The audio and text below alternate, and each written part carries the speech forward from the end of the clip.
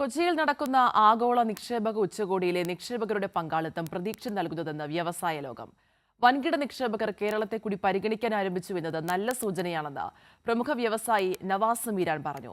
ഈ മാസം 21, 22 തീയതികളിലാണ് ആഗോള നിക്ഷേപക സംഗമം കൊച്ചിയിൽ നടക്കുന്നത്.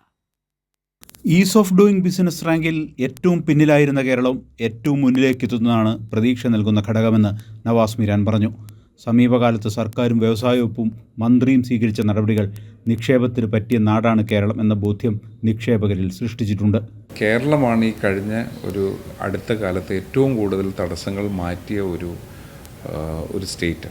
അതിൻ്റെ ഒരു ഉദാഹരണം പറഞ്ഞിട്ടുണ്ടെങ്കിൽ നമ്മൾ വളരെ താഴെ ഈസ് ഓഫ് ഡൂയിങ് ബിസിനസ്സിൽ നിന്നിട്ട് അതിനെ നമുക്ക് ഫോക്കസ്ഡ് ആയിട്ടുള്ള ഒരു എഫേർട്ട് കാരണം നമുക്ക് ഒരു ഫ്രണ്ട് എൻഡിലേക്ക് വരാനായിട്ട് നമുക്ക് സാധിച്ചു.